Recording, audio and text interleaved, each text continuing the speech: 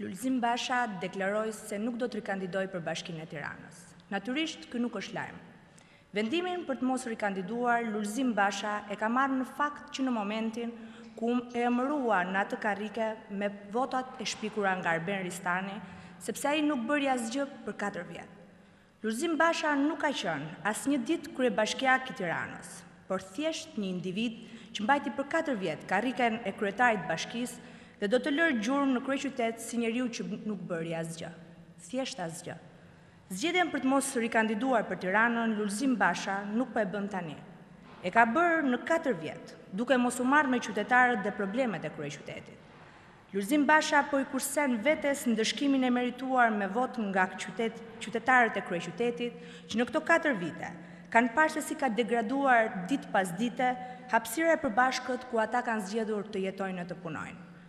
Lulzim Basha mund të shpik çfarë arsye të doj për të justifikuar faktin që sot s'ka guxim të dalë përballë banorëve të kryeqytetit, por arsyet e vërteta janë krejt ndryshe.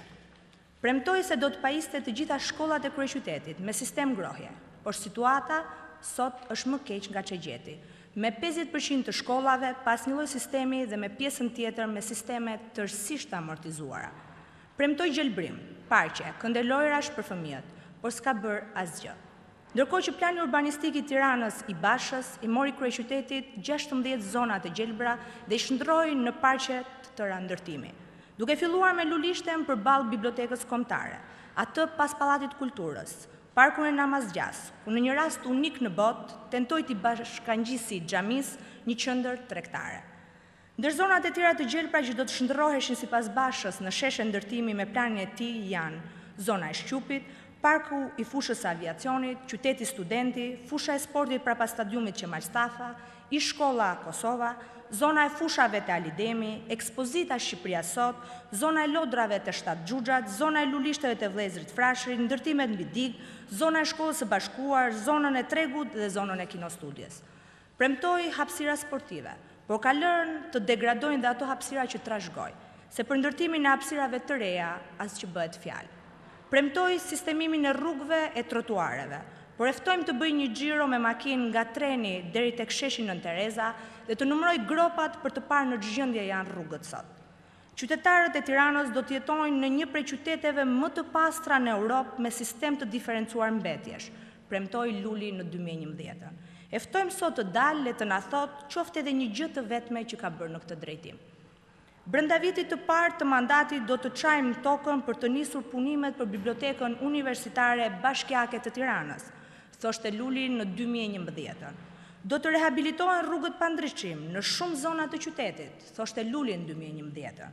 Do të ndërtohet parku tjetër i madh i Tiranës. Do të ndërtohet në çdo njësi bashkiake, të paktën një qendër rekreative sportive publike për të gjitha. Do të lehtësohet dhe zgjidhet kaosi trafiku dhe lëvizje lehtë, shpejtë dhe sigurt e këmbësorëve dhe automjeteve në të gjithë qytetin dhe do të ndërhyet e nyje doganave. Ujërat e zeza nuk do të derdhen më në lumin e Tiranës, por do të përpunohen. Do të ndërtohet një kampus ri universitar për Universitetin e Tiranës, në hapësirën mes Fakultetit Ekonomik dhe Fakultetit Filologjik. Do të ndërtohet korridori rekreativ i lumit Tiranës. Do të çlirohen trotuaret nga zënjet abuzive. Do të eliminohet mësimi me dyturne. Do të ndërtohen të paktën 2 nënkalime për të lidhur 2 zonat e banimit përgjatë segmentit të rrugor nga Zogu i Zit e Dogana. Do të investohet për ngritjen e qendrave diagnostikuese mobile. Do të ndërtohen bikalime, nënkalime dhe parkime nëntoksore. I ftojmë të gjithë qytetarët të shkojnë të parkojnë automjetet e tyre në parkimin nëntoksor të stadiumit Qemal Stafa. Duke filluar nga vera 2012, bashkia do të financojë shkolla dhe kopshe verore për të gjithë fëmijët, nënat e të cilëve janë marrëdhënie pune. Do jepet përparësi trotuareve, korsive për transportin urban dhe biçikletave dhe do të bëhen përshtatjet e nevojave të individëve me aftësi të kufizuara. Për të kaluar pastaj te 2 premtimet madhore të Lulit.